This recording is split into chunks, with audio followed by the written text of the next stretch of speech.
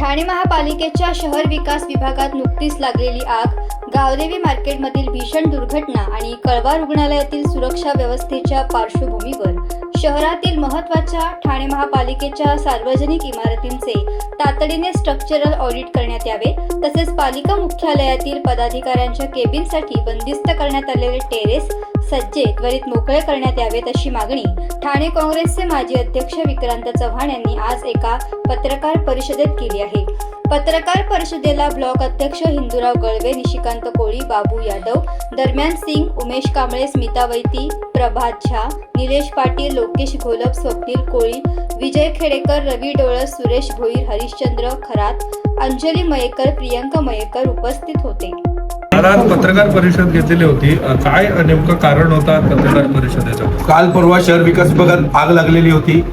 त्याआधी गावदेवी मार्केटमध्ये आग लागलेली होती. या आगीचं मुख्य कारण ते आहे की ही इमारती पूर्णपणे बंदिस्त केलेल्या आहेत, अनधिकृतरित्या बंदिस्त केलेल्या आहेत. त्याच्यामध्ये टेरेस ठेवलेले नाहीत, पॅरापेट वॉल ठेवलेले नाहीत. शहर विकास विभाग सध्या गरमा भरपूर आहे, आगीचं प्रमाण वाढलेलं आहे, शॉर्ट सर्किटचं प्रमाण वाढलेलं आहे आणि तेव्हा हवा यायला जागा नाही. शहर विकास विभाग पूर्णपणे बंदिस्त केलेला आहे. वास्तविक शहर विकास विभाग हे अनधिकृत आहे 40%. त्या टेरेस सगळ्या कव्हर करून एसी लावून आत बसलेत ते. त्यामुळे आमची प्रमुख मागणी आहे या सगळ्या गोष्टीची चौकशी व्हावी, स्ट्रक्चर ऑडिट पूर्ण बिल्डिंगचं व्हावं.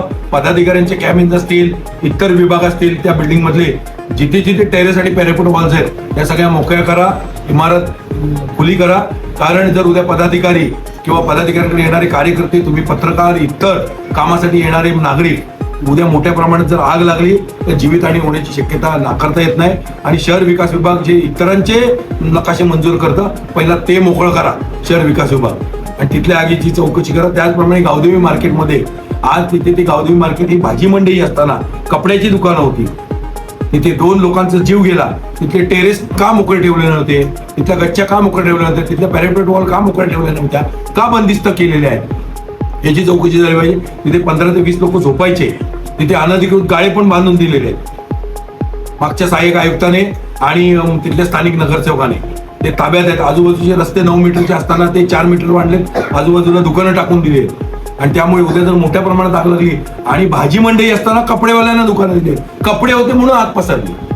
भाजी असती, भाजीवर पाणी मारलं जातं, फुलांवर पाणी मारलं जातं, गोणी ठेवली जातात आणि त्यामुळे आग पसरली नसते, तिथे फक्त धूर आला असता.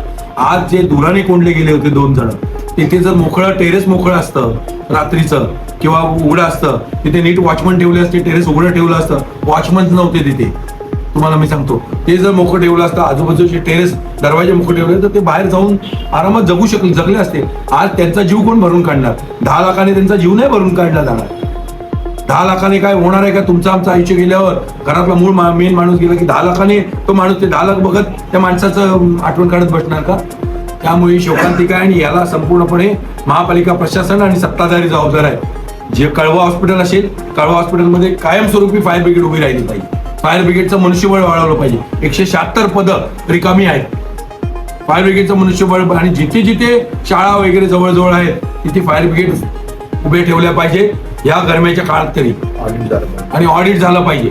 फायर ब्रिगेडचं पण ऑडिट झालं आणि कळवा हॉस्पिटलचं पण ऑडिट झालं पाहिजे. कळवा हॉस्पिटलमध्ये हजारो पेशंट्स आहेत. उद्या आग लागली तर काय हाल होतो तुम्ही विचार करा.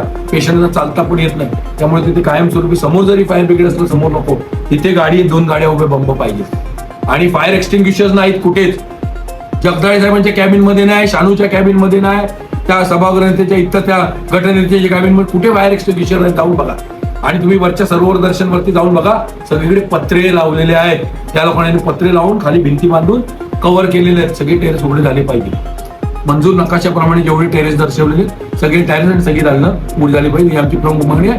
आणि जे सहाय्यक आयुक्त जबाबदार आहेत हे कपडेवाल्यांना बसवायला, तिकडचे आणि उपायुक्त आणि तत्कालीन तिकड सहाय्यक आयुक्त स्थावरचे, या सगळ्यांवर सदृश्य मनुष्यवधाचा गुन्हा दाखल झाला पाहिजे. हेच कारणीभूत आहेत या गोष्टीला.